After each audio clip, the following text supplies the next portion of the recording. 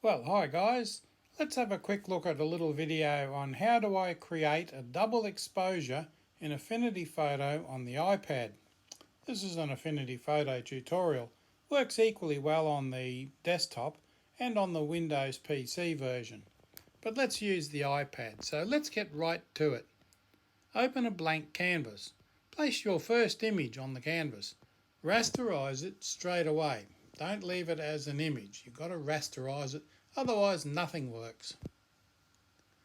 So let's crop it out.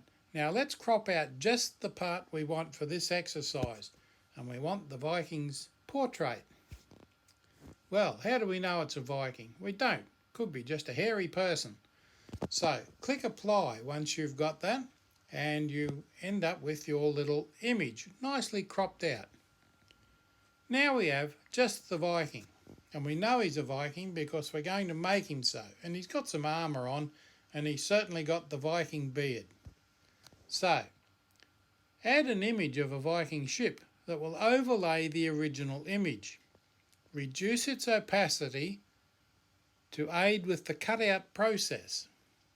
Then hide it. We don't want it showing up just yet. You can see I've reduced it to 50%, and it's sort of hiding in the background somewhat.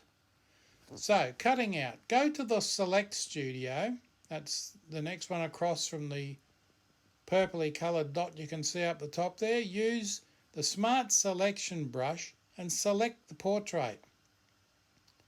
Then select portrait and cut. This removes the background.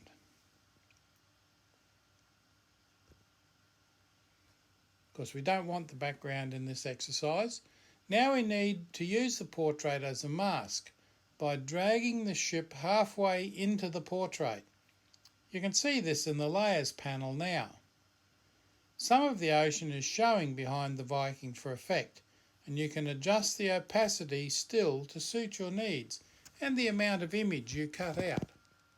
It's all entirely up to your artistic skills. But we want here to have not just an image of a man, but we want to be able to tell his story, and the story is that he's from the Vikings. You can only do this on the one canvas unless you're making a cartoon or something, but here we've got one way excuse me, of showing it, and that's with the double exposure.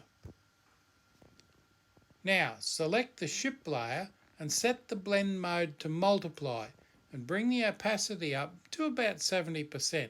Now this may really depend on the images that you're using. I've taken these images straight from the stock studio from Pixel Bay, I think it is. And you can see now that the ship is quite dark, and it looks like an added darkness across the Viking's face, although you can still see the mask. Now let's work on this. Now duplicate the ship layer and set the mode to screen.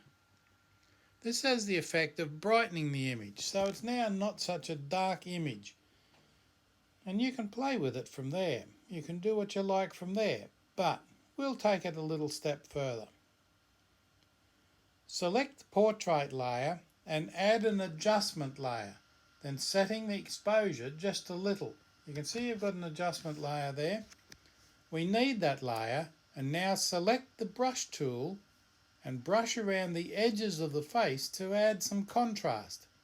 It's very subtle, but you can see the brush strokes on the mask. You can see where I've gone around the Viking's portrait there, and it just brings up the edges very slightly. But it's enough to sharpen it. Now let's put a background behind the image. That will bring the story into focus. Otherwise it's just an image on a plain transparent background. Now set the colours as shown using the HSL sliders to 200, 72 and 83. And this gives you that pale blue you can see up there. And there it is. There we have it. A nice double exposure telling a story in one single image. And the blue background is, well, fairly innocuous. It doesn't detract from the image at all. Although, of course, you can put any background you like there. And in fact, you can have any image you like there. So that's it for this little story. I hope you've enjoyed the exercise.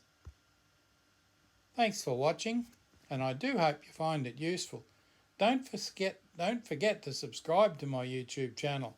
Click on the thumbs up for a like and the bell to be reminded when new videos appear.